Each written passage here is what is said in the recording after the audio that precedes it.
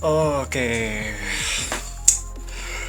Ya, halo semuanya dan selamat datang kembali di Technicolor, teman-teman. Yo, iya kan, kembali lagi kita teman-teman em, ke video ya kan. Kameranya benerin dikit. Ah, gitu. Ya, gitu. Ya, kembali lagi teman-teman ya ke video random ya kan video video random kita ya sekarang dan sekarang iya, MotoGP season 2023 ya, bener ya? Oh iya, MotoGP season 2023. Lupa waktu saya. MotoGP season 2023 ya, itu sudah akhirnya udah selesai teman-teman. Jadi ini mungkin akan menjadi video mungkin apa ya sebutannya? Mungkin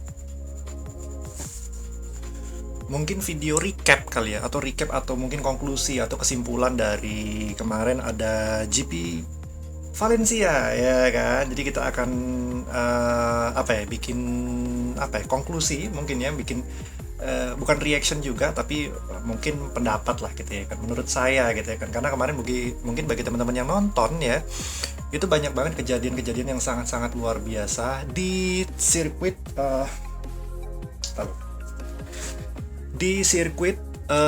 Ricardo Tormo ya kan, di sirkuit Ricardo Tormo di Valencia yang akhirnya dimenangkan oleh Peko ya kan, Peko Bagnaia, oleh menjadi juara dunia. Peko Bagnaia akhirnya sekali lagi ya, Peko Bagnaia pecah telur ya kan. Jadi selamat ya untuk Peko ya, apa bahasanya, Benissimo ya, asik Benissimo.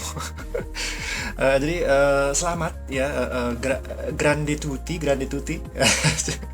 bahasa Italia ya kan, Italiano boncos no ya kan. Nah, jadi jadi kita akan mungkin sedikit review ya kan, review untuk balapan kemarin di Ricardo Tormo ya kan. Jadi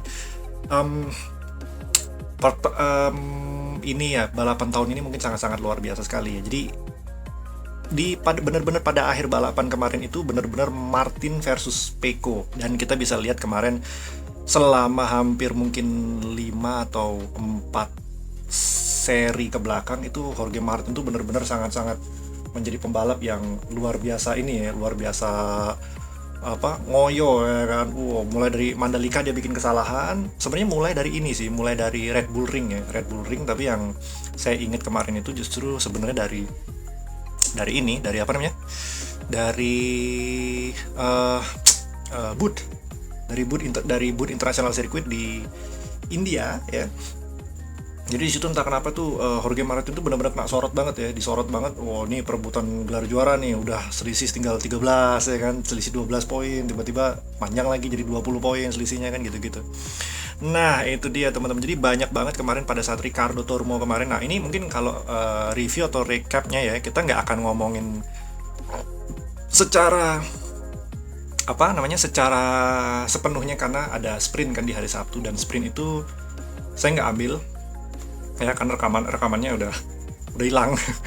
Saya pengen ambil yang ada yang kemarin saya rekam juga deh kan, jadi biar ada sekalian tampilannya gitu ya, maksud saya gitu ya. Tapi bagi teman-teman yang mungkin udah nonton ya di sprint yang hari Sabtu gitu ya, sprint hari Sabtu itu sama ya, dua-duanya sama-sama ngoyo ya, tapi ini ya inilah kelihatan teman-teman ya, mental juara ya nggak, mental juaranya Peko Bagnaia kemarin di balapan terakhir itu sangat-sangat kelihatan banget ya. Peko tuh orangnya dari seri Mandalika kelihatan banget dia kalem gitu ya kan, ya anteng aja kan, kayak ngalir aja kayak air gitu ya, tiba-tiba menang aja.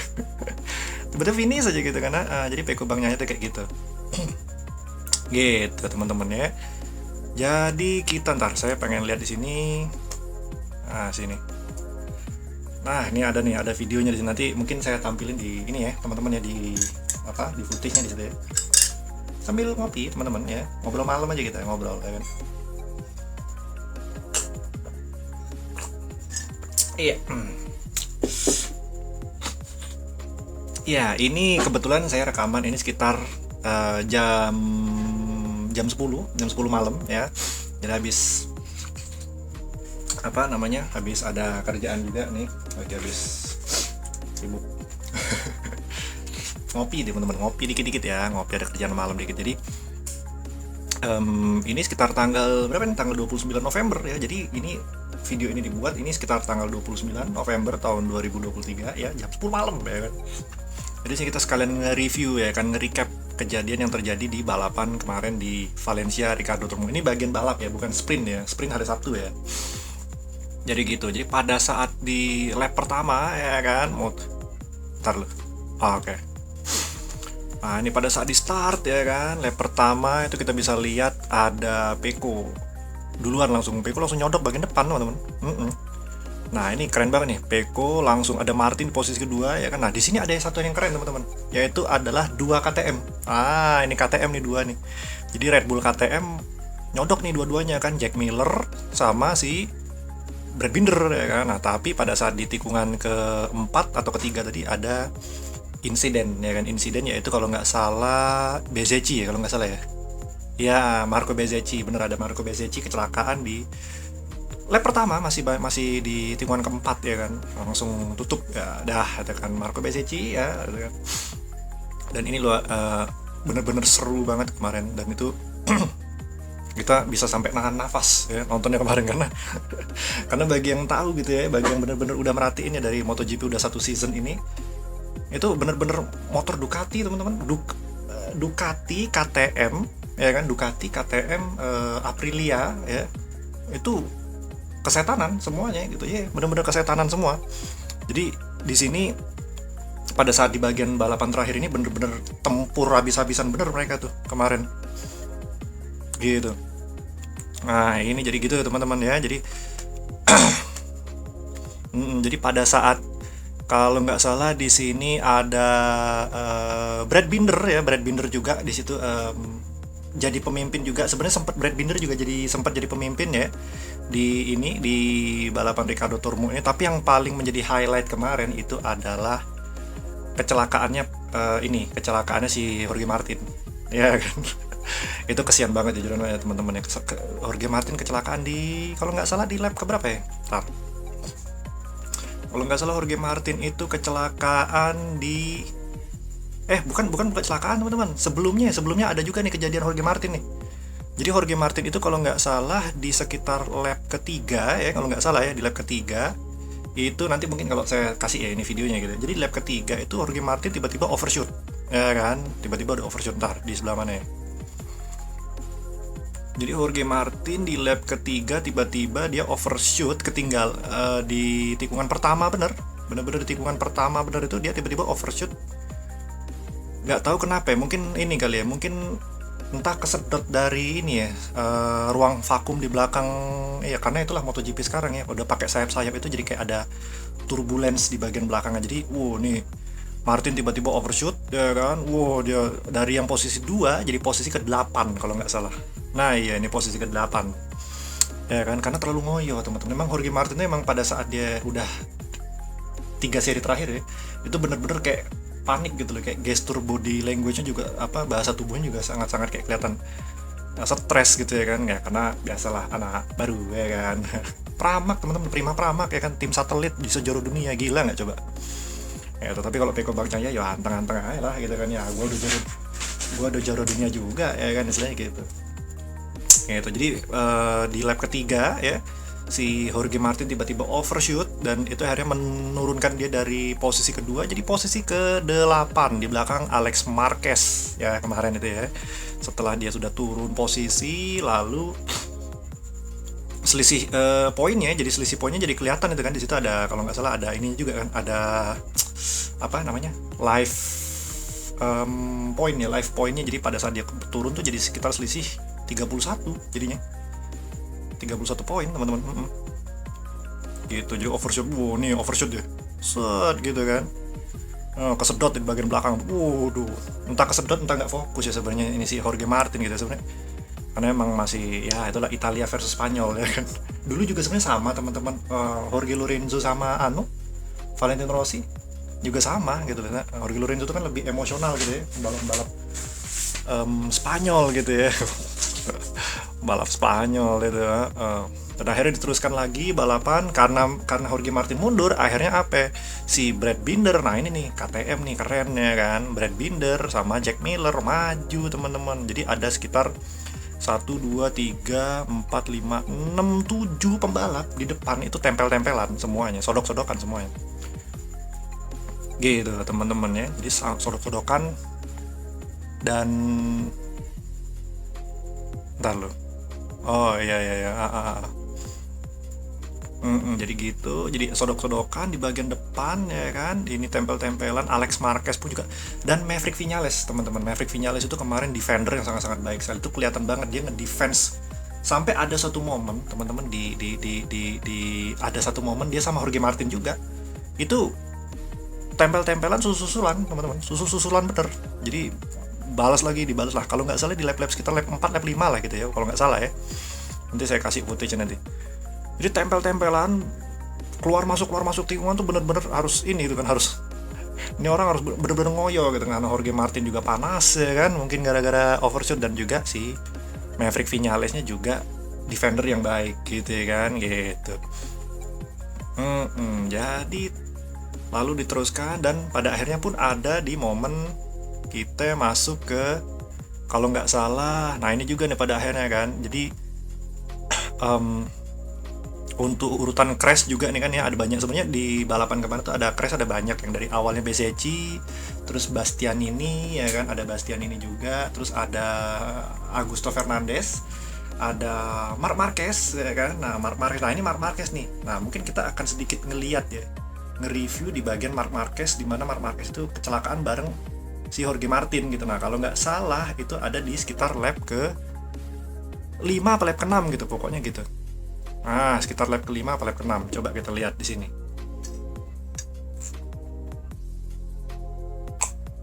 Oke. Nah, ini dia teman-teman. Lap ke-5 apa lap ke-6 gitu ya. Nah, ini dia nih, bener lap ke-6. Jadi situ kalau kita, waduh, ini kecewa banget ya Jorge Martin. Akhirnya jatuh di situ ya kan, dan di tikungan berapa ya? Tikungan kalau nggak salah di tikungan saya lupa tikungan berapa ya? Pokoknya ada di tikungan 1, 2, 3, 4, 5, tikungan 6 juga kali ya, tikungan 7 kalau nggak salah ya, kalau nggak salah tikungan 7 gitu, di turn 7 kalau nggak salah ya. Jadi kita review dikit nih pada saat tempelan ini, tempel-tempelan si Marquez sama si Jorge Martin ya kan. Aduh, tar lu. Nah nih di bagian sini nih. Nah sebenarnya kalau kita mau bilang lagi nih, yang salah siapa sih? Nah itu kan mungkin ada yang pengen ngomong gitu kan, yang salah nih siapa nih? Yang salah. Nah ntar kita lihat dulu nih di sebelah mana ya.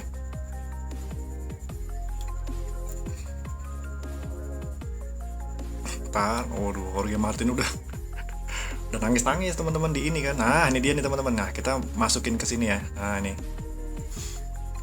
Nah pada saat bener-bener di kamera dari ini ya, kamera dari Johann Zarco ya kan. Nah ini dia nih Johann Zarco. Nah kalau kita bisa perhatiin teman-teman di situ ya kan, sebenarnya racing line dari si Marc Marquez. Nah ini hebatnya Marc Marquez teman-teman. Marc Marquez ini adalah pembalap yang kalau saya bilang adalah pembalap yang bener-bener dia tuh ngerti dengan ya sesuai dengan sebutannya gitu ya. Sesuai dengan sebutannya gitu kan, baby alien gitu kan. Jadi itu adalah Marc Marquez itu pembalap paling apa ya, paling bertalenta yang pernah kita tahu setelah dari Valentino Rossi gitu ya.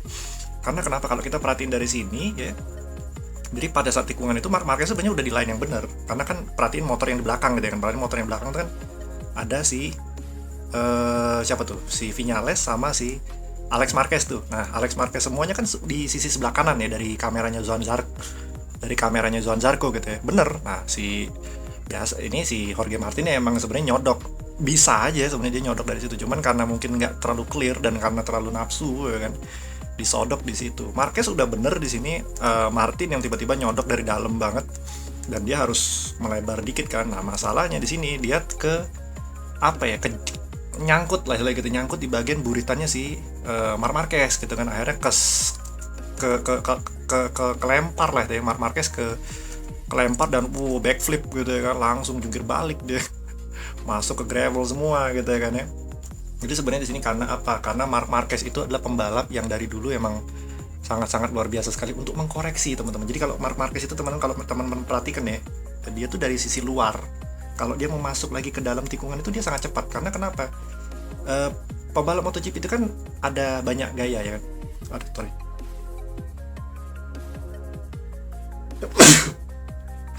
Gitu. Jadi pembalap MotoGP itu kan sebenarnya ada banyak gaya ya. Ada yang orang tuh pakai lututnya digeser gitu kan, lututnya digesek gitu kan, jadi kayak miring tuh lutut gitu kan. Nah, ada orang yang elbow, yang siku, yang siku tuh siku digesek, misalnya kayak contoh kayak dulu Ben Spies itu kan di elbow, makanya dia disebut di elbow karena kenapa, dia sikunya digesek gitu kan, jadi turun ke atas. Marc Marquez itu shoulder, bagian bahunya digesek ke aspal gitu, jadi bener dalam banget tuh, motor tuh bisa koreksi dengan sangat-sangat baik gitu kan ya, ke dalam tikungan itu cepet lagi gitu kan ya. Jadi Marc Marquez itu sangat-sangat, dia nggak nunggu keluar tikungan dia baru koreksi, nggak, dia sudah di tengah tikungan dia masih bisa koreksi. Makanya untuk pembalap terbaik di Honda mungkin selama season kemarin aja ya, tahun 2023 kemarin tuh, pembalap terbaik di Honda yang bisa bertarung di baris depan itu cuma Marquez. Cuman Marquez di Honda gitu kan. Karena sisanya kayak Alex Rins, kayak Takaki Nakagami itu kebanyakan main aman. Dan kalian bisa lihat pembalap yang berusaha nge-push dengan motor Honda rata-rata jatuh semua gitu kan ya. Karena kan memang sejak dari kejadian tahun 2020 kayak kejadian 2020 tuh Marquez yang kecelakaan di Jerez ya, tikungan 3 yang sampai akhirnya tangannya tuh lengan atasnya patah gitu ya. Itu kan motor Honda itu HRC, terutama Repsol Honda itu kan pengembangannya jadi aneh gitu ya kan, karena motor akhirnya harus dikembangkan oleh seorang Paul Espargaro selama 1 tahun ya kan, karena Marc Marquez udah nyoba terus bawa lagi motor setelah operasi terus dia patah lagi tangannya lah ini ya kan, karena mungkin saking kuatnya kali otot lengannya gitu ya. Tapi itu jadi kacau, yang awalnya grip depannya ada jadi nggak ada karena request dari Paul Espargaro gitu ya. Ya sejak dari situ motor Honda ini pengembangannya jadi kacau sekali, sangat-sangat kacau sekali. Teman-teman bisa lihat dari tahun 2020, 21, 22 motor Honda tuh baris tengah aja nggak nyampe gitu ya. Cuman Marc Marquez yang bisa baris tengah, bahkan baris depan tuh cuma Marc Marquez, karena motor emang cuma disetting sama Marc Marquez ya. Itulah mungkin bagi teman-teman yang tahu ya seberapa seberapa superiority-nya sistem kerja di HRC ya, yang akhirnya menciptakan motor itu cuman bagus ya sama satu orang doang gitu kan, nggak kayak mungkin pabrikan lain, contoh kayak di Yamaha dulu Valentino Rossi bikin motor semua orang bisa baris depan gitu kan, motornya sama, karena motornya semua dikembangkan untuk bersama gitu kan, untuk berorientasi kepada rider masing-masing gitu. Nah kalau di Honda kan enggak, makanya Honda tuh agak sulit maju. Nah di sini aja di balapan ini teman-teman, di Riccardo Tormo ini juga sebenarnya kalau teman-teman perhatiin deh, itu Honda terbaik itu cuma Takaki Nakagami ya kan. Seperti yang saya bilang tadi kan, kesimpulannya saya bilang tadi ada Alex Rins juga kecelakaan karena sama-sama LCR kan. Alex Rins kecelakaan, jatuh juga, entah di lap keberapa saya lupa. Di Riccardo Tormo ini yang menang cuma Takaki Nakagami, Honda terbaik yang masih finish ya kan. Itu pun posisi berapa, posisi kalau nggak salah 16 atau 17 gitu ya kan. Nah jadi gitu teman-teman ya kan. Nah itu dia, jadi kita terusin lagi mungkin tadi ke ini ya, ke balapan yang tadi ya kan. Jadi setelah dari kecelakaan dari Martin tadi ya, kecelakaan dari Martin tadi itu ya, Jorge Martin langsung tapi ini sih support timnya bagus ya, Ducati sangat-sangat baik sekali ya support tim. Jadi Peko Martin pulang ke garasi ya kan tuh sampai nangis-nangis teman-teman tuh, ada kalau nggak salah ada videonya ya, sampai nangis-nangis tuh Martin ya kan. Dan ini nih yang bagian yang justru saya jadi agak sebel ya kalau balik lagi ke balapan ini, saya balik lagi jadi sebel gitu. Ada 2 KTM di bagian depan ya kan, ada Brad Binder sama Miller. Wow ini nih kan, saya juga sebenarnya ngunggulin nih 2 motor KTM ini kan, karena bosen ya kan kalau yang menang pembalap yang sama gitu kan. Saya pengen lihat yang lain gitu kan. Saya mengharap kemarin Miller menang ya kan, tuh bahkan Binder menang gitu kan. Tiba-tiba teman-teman Brad Binder overshoot di lap keberapa, di lap keberapa kemarin tuh Binder overshoot di lap ke-15 teman-teman. Brad Binder kalau nggak salah overshoot di lap ke-15, ngedrop sampai ke belakang. Semasem. Udah bagus-bagus di depan Binder ya kan, mungkin dia ini kali kan, mungkin dia ngablu kali ya. Ngablu banget ya kan, aduh tiba-tiba overshoot ya kan. Kalau nggak salah di tikungan yang sama, kalau nggak salah di tikungan yang sama seperti Martin sama Marquez tadi crash kalau nggak salah, itu seingat saya gitu. Atau tikungan yang ini deh, kalau tikungan yang ada ininya mungkin yang apa namanya, ada long lap, ada bagian yang overlap kan, long lap penalti gitu. Nah di situ Binder tiba-tiba overshoot di lap ke-15, ya Tuhan. Terus diikutin lagi sama si Jack Miller gitu kan. Jack Miller malah kecelakaan juga, lah ilah, ngapain gitu kan. Miller tiba-tiba kecelakaan. Nah ini Miller juga sama nih, kalau nggak salah Miller kecelakaan juga di lap ke-9 ya kan, kalau nggak salah di turn 10 ya kan. Bodoh lah, ngapain coba nih KTM 2. Jadi dua-duanya rugi teman-teman di situ. KTM pabrikan gitu kan, gitu.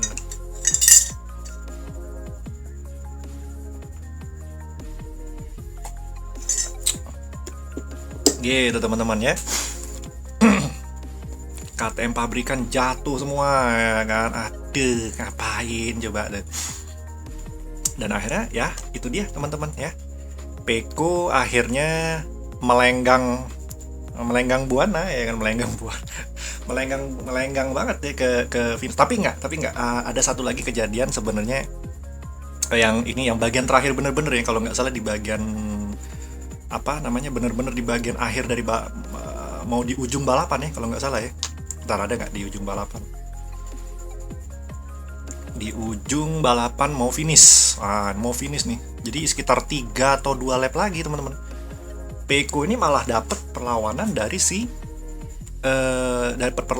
si Fabio Di Gia.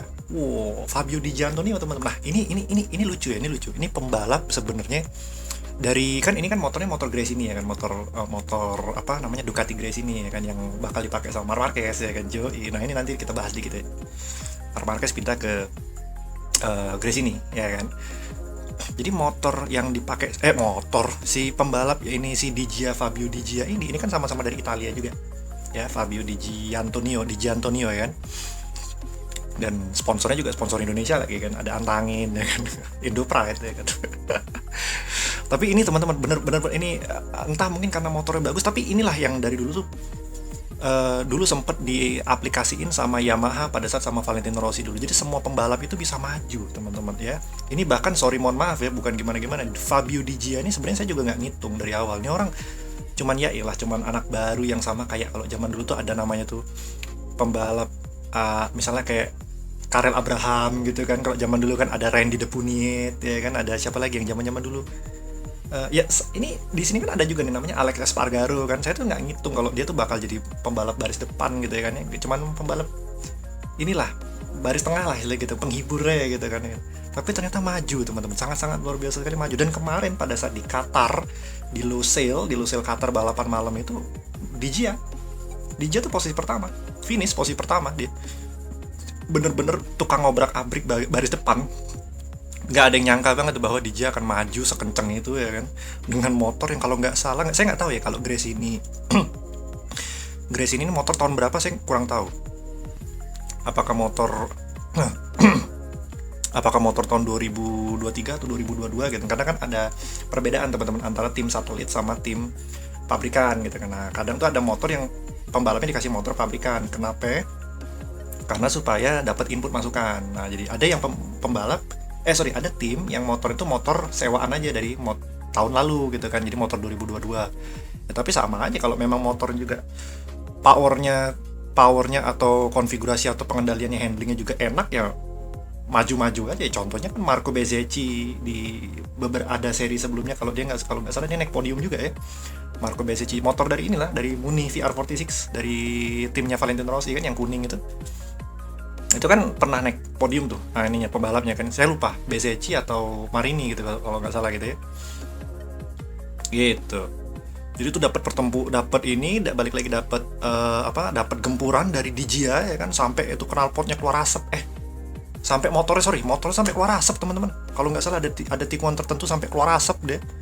Bener-bener nge-push banget ya, motor tuh mungkin udah kacau ya, udah dalamannya udah buluk tuh motor kan ngobrol.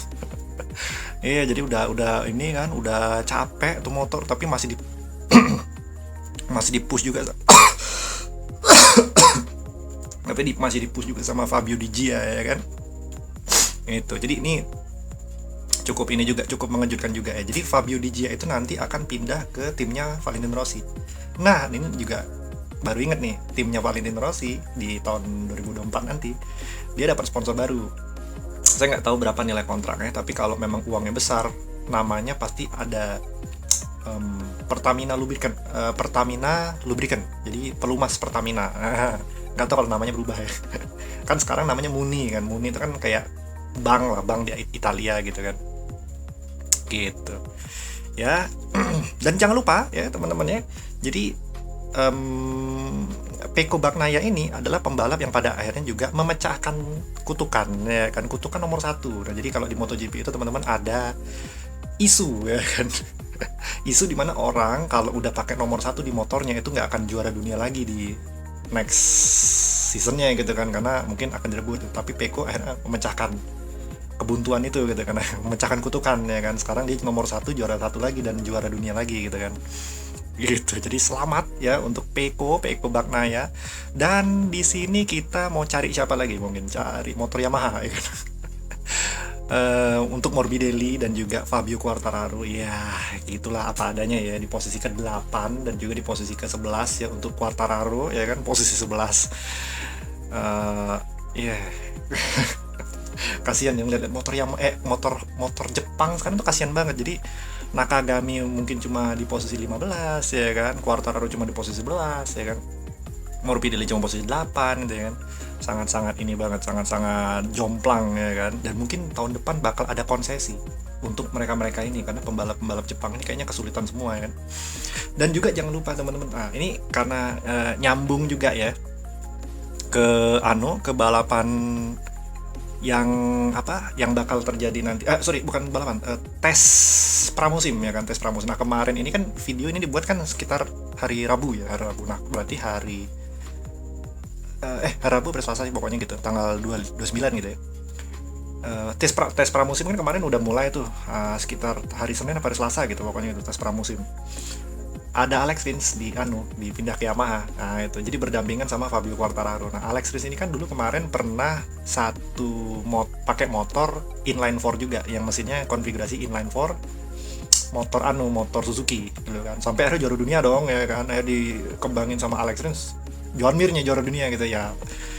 Artinya apa? Artinya ada pengembangan di tangan Joan Mir. Nah, motor Yamaha ini kan sama, konfigurasinya inline 4 juga gitu.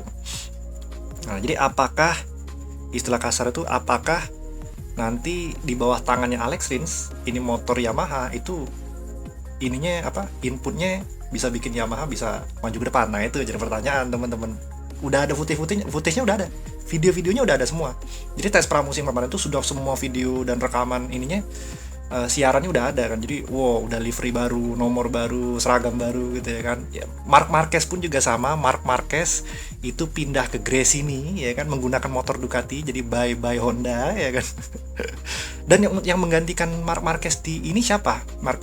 Di Repsol gitu kan. Jadi Joan Mir di Repsol Honda nanti akan bertandem dengan Luca Marini. Nah, ini dia sempat jadi kontroversi kemarin kan, karena kenapa? Honda ini kan agak enggan dengan yang namanya Valentino Rossi. Tapi kan Luca Marini ini adalah adiknya Valentino Rossi. Ya mungkin bagi teman-teman yang tahu dan pernah baca bukunya Valentino Rossi yang namanya judulnya What If ya kan, itu ada alasannya di situ kan ya.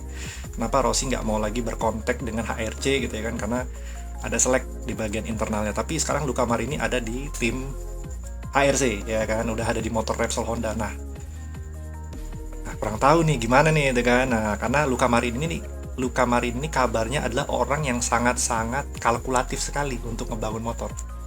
Jadi dia itu ibaratnya kayak orang fisika gitu teman-teman. Jadi benar-benar tahu geometrik motor dan segala macam. Nah, ini jadi menarik nih. Alex Rins itu pembalap pengembang yang kemarin bikin Suzuki sempat juara dunia. Luca Marini adalah pembalap yang mengerti dengan geometrik dari mesin itu sendiri gitu kan. Terus Marc Marquez pindah ke Ducati. Nah, itu yang kita pengen lihat mungkin ya. Nah, itu nanti kita pengen lihat tuh di tes preseason selanjutnya gitu kan, atau mungkin di tahun depan pada saat mereka semua berlaga gitu ya. Jadi gitu teman-teman ya. Jadi apalagi nih teman-teman yang akan kita omongin. Nah, gitu teman-teman ya. Jadi kesimpulannya tadi balapan di Ricardo Tormo ya, di Valencia ini, balapan terakhir ini, untuk Pecco Bagnaia menjadi juara 1 dan menjadi juara dunia lagi untuk kedua kalinya ya. Jadi back to back Naya ya, jadi hashtagnya gitu. Back to back Naya, back Naya, BAC ya kan, back to back Naya gitu kan, hashtagnya gitu. Dan pecah kutukan nomor 1 di atas motornya ya kan, Martin ya kan, yang pada akhirnya harus kecelakaan ya kan, harus ngedrop, harus sedih lagi ya kan. Ya mungkin next time lah untuk Jorge Martin ya. Lain kali Jorge Martin tolonglah ya, jangan ngoyo, jangan terlalu ngoyo ya kan. Ngoyo ya, bukan Oyo ya, beda ini hotel. Bukan hotel Oyo ya. Jangan terlalu ngoyo ya kan, karena di Mandalika jatuh, aduh sedih banget. Jatuh di Mandalika, terus kalau nggak salah ada masalah juga di oh ini sampai mau pingsan ya kemarin di boot ya. Tapi memang di sirkuit India emang panas banget ya ternyata kayaknya ya, itu jadi sampai mau pingsan si Jorge Martinnya sendiri gitu kan ya. Dan Nakagami ya adalah motor Honda terbaik yang akhirnya finish ya di ini kemarin, di Valencia kemarin ya. Brad Binder ya, Brad Binder itu yang tadi yang overshoot itu sebenarnya dia sebenarnya kabarnya sebenarnya Brad Binder itu akan menikah ya, itu jadi akan menikah, marriage ya kan. Nah mungkin yang dia bikin overshoot dia tadi gara-gara aduh biaya kawin nih ya kan, gue mau nikah nih gitu, jadi agak ini dikit gitu kan. Jadi kepikiran biaya nikah ya kan, biaya seserahan ya kan. Tapi selamat ya untuk Brad Binder ya kan atas pernikahannya, walaupun balapan jadi ngawur ya kan, Brad Binder ya kan. Dan balapan di season ini teman-teman itu juga kalau nggak salah itu memberikan sebuah rekor tersendiri ya. Jadi 8, kalau nggak salah ya, ini 8 pembalap, bukan 8 pembalap, non consecutive winning. Nah, non consecutive winning. Jadi tidak ada pembalap yang berulang kemenangan. Jadi ada jeda 1 kali, pembalap lain dulu baru pembalap itu balik lagi gitu. Jadi kayak Pecco Bagnaia, seri pertama menang, seri kedua dia nggak menang, seri ketiga mungkin dia menang lagi gitu kan. Tapi ada 8 pembalap yang menang gitu kan, yang naik podium posisi pertama tuh ada 8 pembalap kalau nggak salah. Jadi 8 pembalap yang berbeda dan non konsekutif, jadi tidak berulang secara berurutan gitu, secara urutan tuh langsung 1 2 3 langsung 3 pembalap, 1 pembalap yang sama tuh enggak. Nah itu jadi ada rekor tersendiri gitu kan di balapan tahun 2023 ini gitu ya, gitu. Jadi dan juga Morbidelli tadi posisi ke-8 ya kan, di Quartararo tadi posisi, oh iya Morbidelli itu pindah teman-teman dari nah ini gara-gara Morbidelli jadi inget juga nih, Morbidelli itu pindah dari Yamaha, pindah kalau nggak salah ke Pramac Racing juga, ke Pramac. Jadi akan tandem barengan dengan, saya nggak tahu ya petanya nanti gimana, konstelasi pembalapnya nanti gimana. Nah mungkin nanti saya akan masukin ke sini mungkin ya kalau saya dapat. Morbidelli kalau nggak salah pindah ke Pramac, jadi bertandem dengan siapa Pramac sebelahnya. Pokoknya Zarco keluar dari Pramac teman-teman. Jadi Zarco itu keluar dari Pramac, dia pindah ke Honda LCR kalau nggak salah. Dia jadi pembalap pengembang juga di LCR. Ya maksudnya pembalap juga gitu kan, jadi pembalap full time juga gitu. Nah itu Morbidelli juga keluar. Quartararo masih bersama dengan Yamaha, kontraknya cuman ditandemkan dengan Alex Rins pada akhirnya nanti ya. Dan dia sekarang ini finishnya di posisi ke-11 ya. Dan apalagi teman-teman ya, tempurnya Digia sama Pecco. Itu Digia tuh yang nggak sangat-sangat kita nggak bisa ini, nggak disangka-sangka ya, ternyata bertaring juga nih anak gitu ya kan ya. Bertaring sekali nih anak nih, Fabio Digia ini dengan motor Ducatinya gini ya, itu luar biasa banget. Nggak tahu Digia pindah ke, oh iya bener tadi udah ya, Digia pindah ke Muni ya kan, Muni VR46 gitu. Nah untuk konklusi kecelakaan ada Bezzecchi, Bastianini, Fernandez, tadi saya udah sebutin sebenarnya, Marc Marquez, Jorge Martin, Jack Miller, Alex Rins, dan juga Paul Espargaro. Nah itu dia teman-teman, jadi kesimpulan dari balapan dari Valencia kemarin, dan juga ada tes Valencia kemarin juga ya kan, tes Valencia yang tadi saya sebutin itu beberapa udah diliatin semua ya, pembalap-pembalap barunya, fitur-fitur barunya juga ya kan, ada sayap-sayap aneh-aneh itu ya kan. Dan kalau nggak salah saya sudah lihat dari kalau nggak salah dari Kang Taufik ya, Taufik TMC Blog di YouTube, dia bilang katanya ada perubahan regulasi di tahun 2024 ya, tentang konsesi dan tes, atau mungkin apa ya, alokasi mesin kalau nggak salah gitu ya. Gitu. Cuman itu mungkin berita untuk lain kali ya teman-temannya gitu. Iya, gitu aja teman-teman ya. Jadi konklusinya, kesimpulannya sekarang ini adalah good luck. Selamat untuk Peko ya kan. Semoga ini menjadi ya kan balapan Anda yang dominan terakhir kalinya. Bukan ya, enggak jahat juga sih. Cuman kalau saya pribadi sebenarnya jujur teman-teman yang agak kurang suka balapan kalau didominasi sama satu pembalap tuh. Even saya nonton F1 pun ada Max Verstappen dengan lagu Wilhelmusnya itu, bosen dengerin.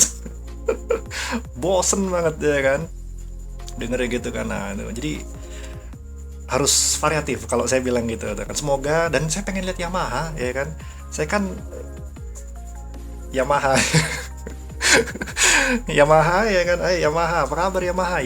Dulu jadi motor ini, jadi motor apa namanya? Jadi motor apa baris depan gitu kan. Sekarang gitu ya, jadi malah Yamaha, Ducati yang maju gitu kan. Padahal dulu motor Ducati motor paling kucrut ya kan gitu. Sekarang Yamaha yang kucrut ya kan. Honda juga sama gitu. Suzuki sih, sayang banget Suzuki ya. Kenapa Suzuki harus keluar sih? Nah itu, jadi gitu aja teman-teman ya. Jadi konklusinya dari balapan Valencia ini, dan ya mungkin sedikit banyak kalau ada yang salah saya mohon maaf ya. Jadi informasi saya habis sambil ngopi teman-teman ya. Jadi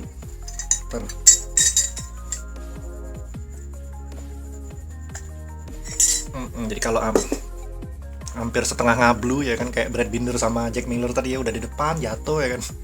Ya saya mohon maaf teman-teman. Itu aja teman-teman untuk review ya dari balapan Ricciardo Turbo. Mungkin kalau teman-teman tertarik ya untuk konten kayak gini, silahkan komen ya teman-teman, komen atau likes ya kan. Dan juga saya berterima kasih juga untuk teman-teman yang udah subscribe, yang udah subrek ya kan, udah subrek ya kan ke channel Technicolors ya kan. Kemarin saya habis bikin yang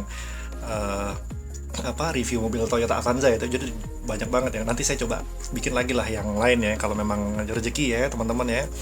Terima kasih teman-teman untuk yang sudah subscribe, yang udah like ya kan, yang udah follow juga ya di Instagram juga ya, atau di Spotify juga sama. Kalau memang kalian ke Spotify kita juga, terima kasih teman-teman, terima kasih sekali atas dukungannya teman-teman ya untuk channel YouTube Technicolors. Semoga ini makin berkembang dan makin bisa memberikan informasi yang sangat-sangat informatif ya kan, yang sangat-sangat berguna dan juga sangat-sangat berfaedah untuk kalian semua ya. Jadi segitu aja dari Technicolors, dan sampai jumpa di video-video berikut. Bye. Gitu. Ngopi itu teman-teman, ngopi ya kan.